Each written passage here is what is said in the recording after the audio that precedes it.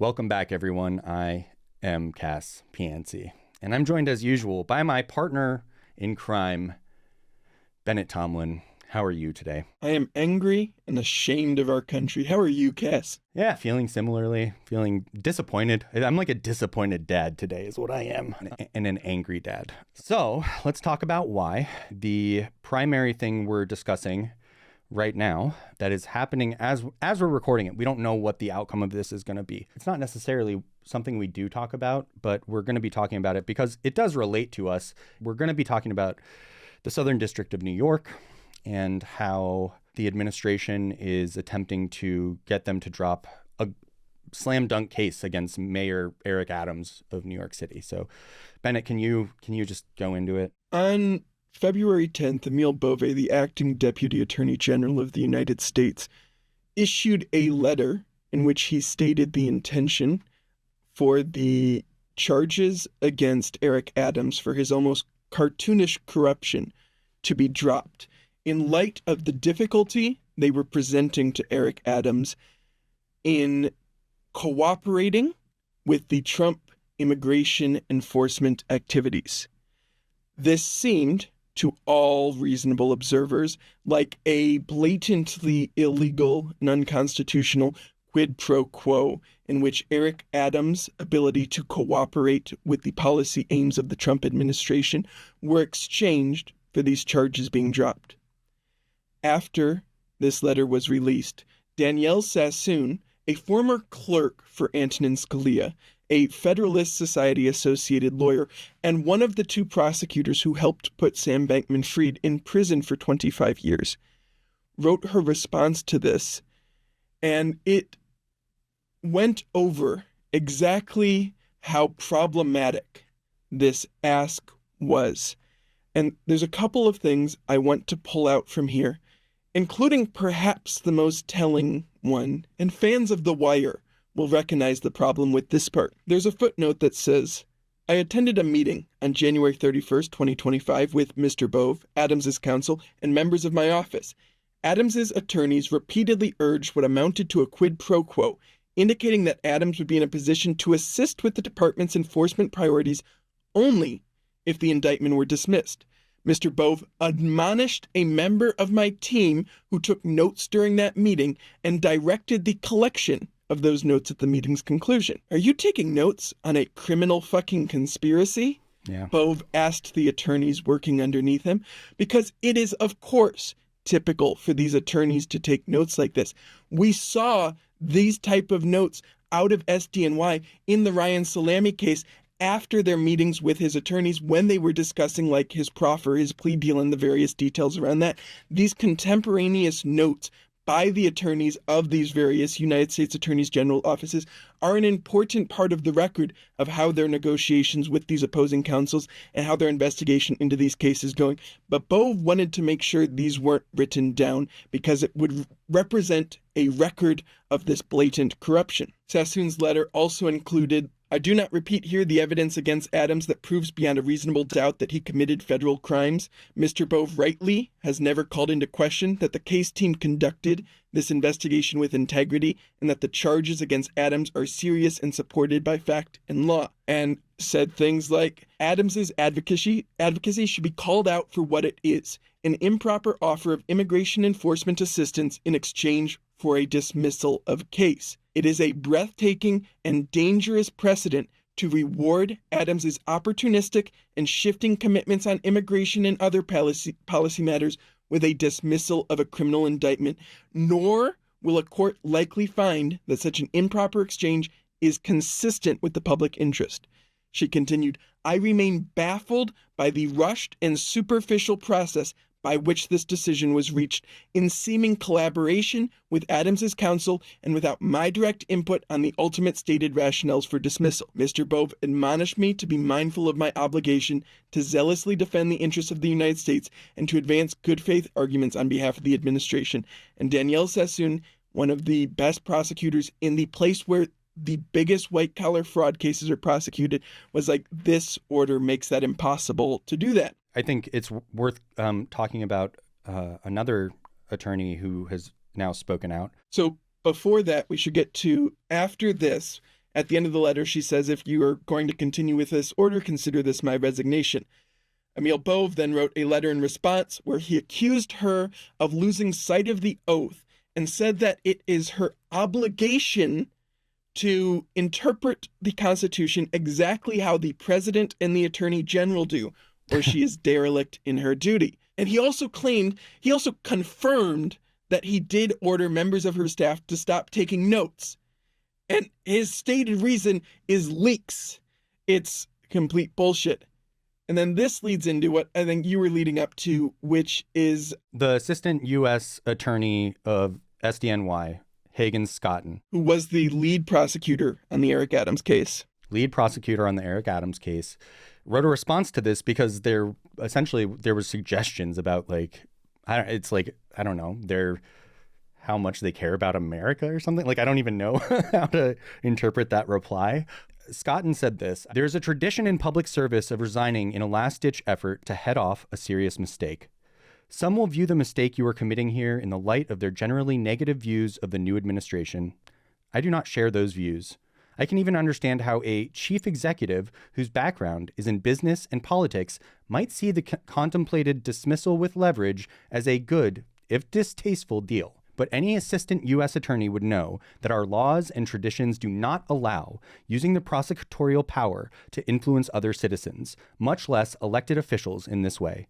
If no lawyer within earshot of the president is willing to give him that advice, then I expect you will eventually find someone who is enough of a fool or enough of a coward to file your motion.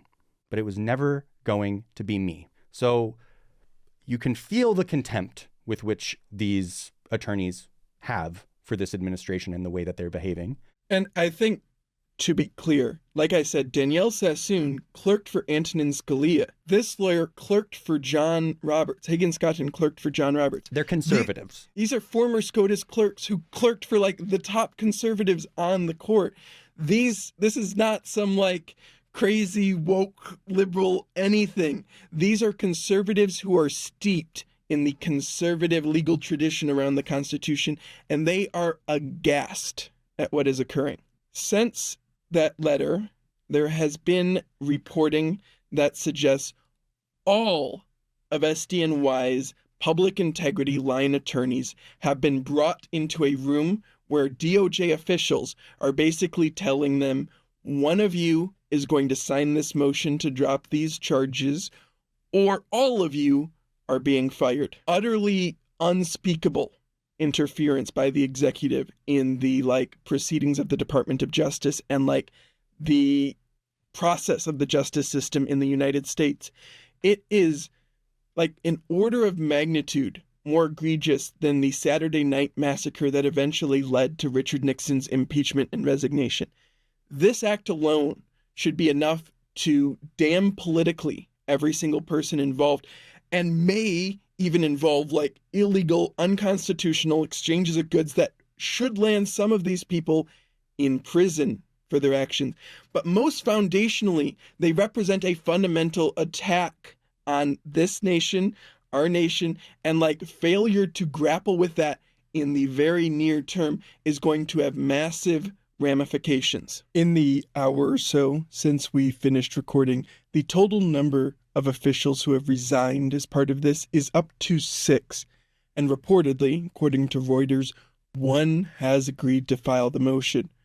People have speculated that this is going to be a very interesting hearing to see how this lawyer presents this motion.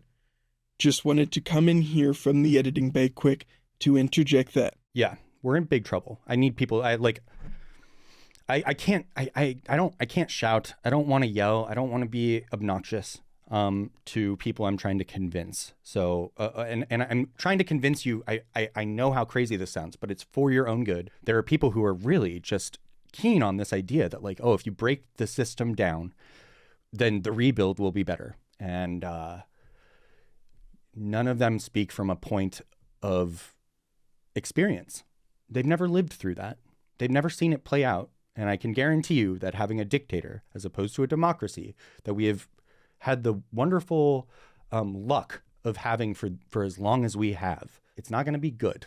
So that is where we're headed. And another reason that we can confirm that is because it seems like the White House now and Elon Musk and his unelected officials can now just take money from whatever city they see fit. Yes. So we've already talked on here about how the administration has been illegally and unconstitutionally impounding payments authorized by Congress. They were ordered to stop this by a court, and yet there are multiple states who are suing, ordering that the administration is actively not complying with that court order.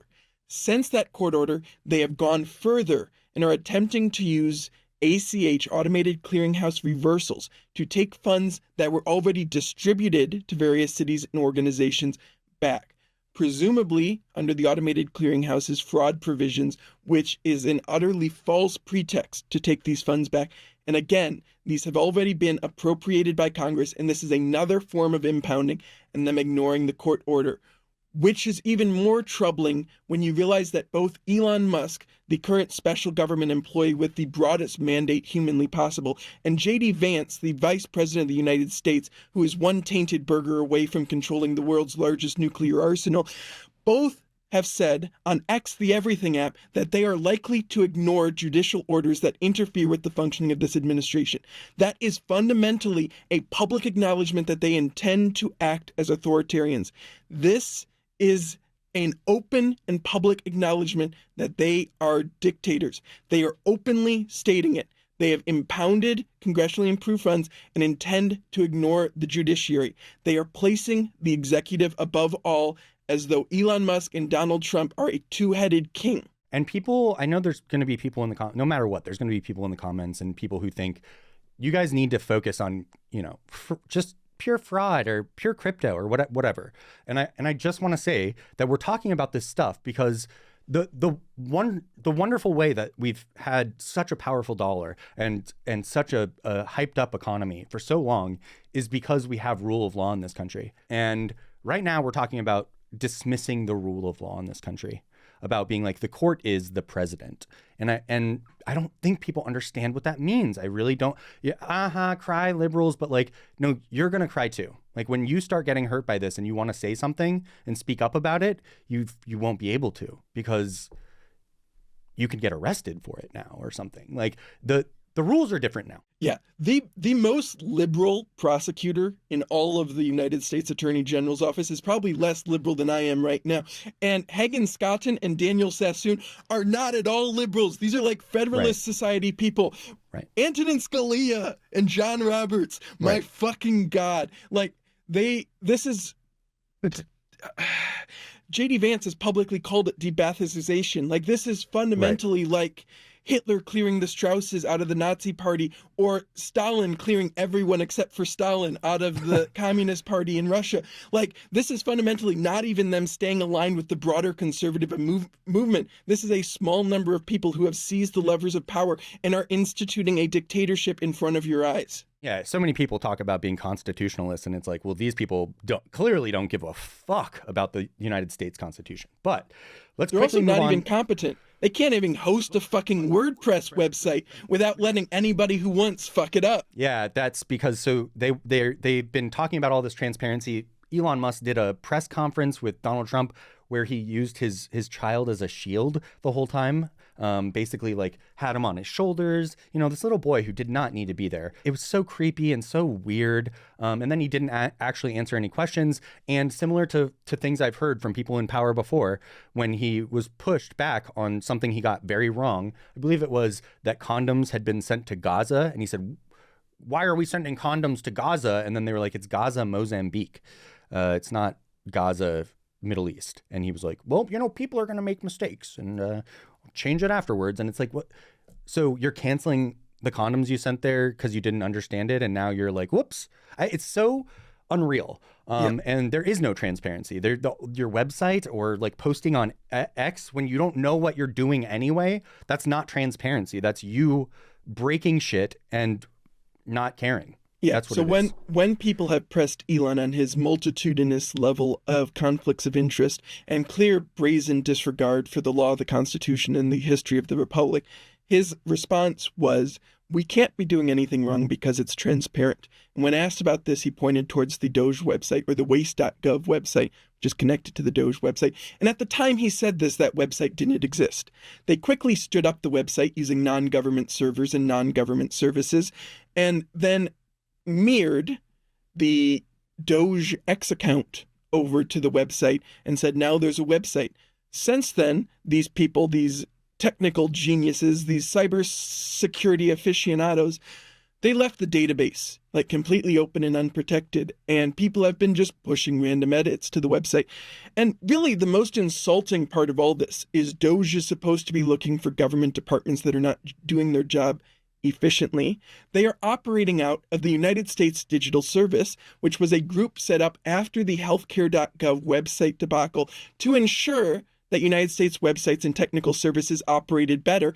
And then they issued a website and technical service that doesn't operate well. So Doge is a government department that is failing at its congressionally stated purpose. If they want to eliminate a government department that's not doing what it's supposed to, hey, let's talk about Doge, you fucking idiots. Doge, which I think it's still not it's not a government department. They run their employees out of the United States Digital Service, which is a real department, kind of. But Elon Musk is also not acting head of USDS, and the acting head of USDS has said they've had like no contact with Musk or the Doge team. And so that just further emphasizes how Doge is a mirage meant to give a bunch of libertarian pilled groypers from Silicon Valley access to the United States government, the United States Treasury, all of the United States assets. Yeah, we're fucked. And anyone who's celebrating that and things like liberal tears, enjoy it now. Enjoy it now, because the autocrats don't just come for the people they don't like at one moment. They'll come for you eventually too. So that's where we are. I think I'm super disappointed, and it seems like the only way out of this genuinely is like the military doing something, or U.S. Marshals doing something, and that puts us in a really tough position, because that means we already aren't a democracy anymore. So if that's where we're headed, it's a lose-lose situation for us. We don't want to be in the position where you have a military junta setting up a provisional government, right? But we are also in a position where the leaders of this administration have publicly stated their intention to violate court orders, and they seem to actively be violating court orders, which means we're in a position where it seems the U.S. Marshals have an obligation to arrest certain people in order to enforce the court orders and ensure the appropriate separation of powers. And so Elon Musk needs to be arrested to save the republic is the place we are at. And that's dangerous and absurd, but it is where we are. And, it's a lose-lose for America, for every citizen in America, for the government, for the judiciary. It's really a lose-lose for all of that. But I will say it's a win-win for Cascoin.